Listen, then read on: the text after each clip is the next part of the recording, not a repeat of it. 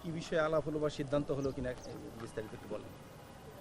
মাননীয় প্রধানমন্ত্রী আমাদেরকে কিছু নির্দেশনা দিয়েছেন, বিশেষ করে যে সাম্প্রতিক সময় গত মাসে যে আর্থওয়েকের দেখা দিচ্ছিল বিভিন্ন জায়গায়, সে কারণে উনি বিশেষ করে ঢাকা কেন্দ্রিক আমাদেরকে 1000 ভলান্টিয়ার, যেটা আমাদের কোস্টাল এরিয়াতে আছে, ওই মডেলে তৈরি করার জন্য আমাদের একটা নির্দেশনা দিয়েছে। বিশেষ করে ওই সময় লোকজনকে অ্যাসেম্বল করার জন্য ঢাকা শহরে বিভিন্ন খেলার মাঠ, স্কুলকে চিহ্নিত করতে বলা হয়েছে আমাদেরকে, এবং আরও কিছু নির্দেশনা দিয়েছে কিছু ইকুইপমেন্ট দ্রুত গতিতে যাতে আমরা প্রকিউরমেন্ট করতে পারি, এবং অ্যাওয়ারনেস তৈরি করার জন্য অন্য অন্য মন্ত্রণালয়ের সঙ্গে আমাদের কাজ করার নির্দেশনা দিয়েছে। এগুলো নিয়ে আমরা কাজ করে আগামী 11 তারিখ আবার আমরা বসে এটার ফলো আপ দিব। এর বাইরে আর কোনো আলোচনা এটা নিয়ে আলোচনা হয়েছে। পররাষ্ট্র কি আলাদা আলাদা হয়েছে বৈঠক থেকে? না, পররাষ্ট্রটা আলাদা, আমাদের শুধু আমাদের মিনিস্ট্রি নিয়ে আলোচনা হয়েছে।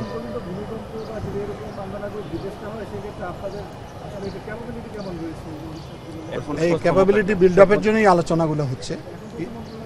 না আছে আমাদের যেগুলো ইকুইপমেন্ট আমরা প্রকিউরমেন্ট হচ্ছে, এগুলো আর্ম ফোর্স ডিভিশনে আমরা দিয়েছি, কিছু ফায়ার সিভিল ডিফেন্সকে দিয়েছি। মানে সারা দেশের যে এই মন্ত্রণালয়ের মাধ্যমে যে কাঠামোগত ছাড়াও আরও যেসব প্রকল্পগুলো রয়েছে, এগুলো নিয়ে কোনো নির্দেশনা আছে কিনা বা বিভিন্ন বিষয়ে আলোচনা হয়েছে? বিভিন্ন বিষয় নিয়ে আলোচনা হয়েছে, মূলত এই 3-4টির ব্রিফের সবচেয়ে বেশি গুরুত্ব দিয়েছেন। সেই নিয়ে আমরা কাজ করব, কাজ করে আবার 11 তারিখ আমরা বসে আমরা আমাদের এই ব্যাপারগুলোকে নিয়ে কিভাবে আমরা কাজ করব সেগুলো সিদ্ধান্ত হবে। ঢাকা অঞ্চলে এই যে পরিকল্পনা বললাম, বলো।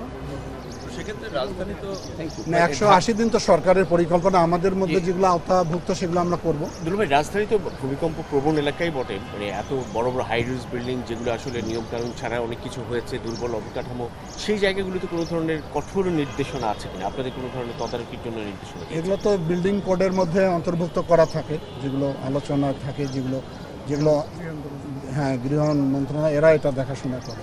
আপনাদের তরফ থেকে কোনো ধরনের পরামর্শ বা পরামর্শ তো আমাদের যখন জাতীয় যেটা আমাদের কাউন্সিল রয়েছে সেগুলোর মধ্যে এগুলো আলোচনা হয়। আমরা মাননীয় প্রাইম মিনিস্টারকে বলেছি, যেটা 2022 সালে বোধহয় একটা সভা হয়েছিল, এটা অল্প সময়ের মধ্যে আমরা একটা মিটিং করে আইনের আওতায় আনার জন্য আমরা বলেছি, প্রস্তাব তুলেছি।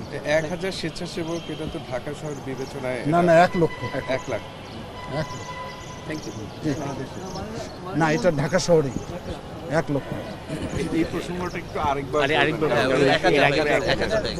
না আমরা বলেছি যে 1 লক্ষ স্বেচ্ছাসেবক আমরা, যেমন আমাদের কোস্টাল এরিয়ার মধ্যে আছে, একই আঙ্গিকে একই মডেলে আমরা ঢাকায় করব, সেটা নিয়ে আমরা কাজ শুরু করতে চাচ্ছি এখন।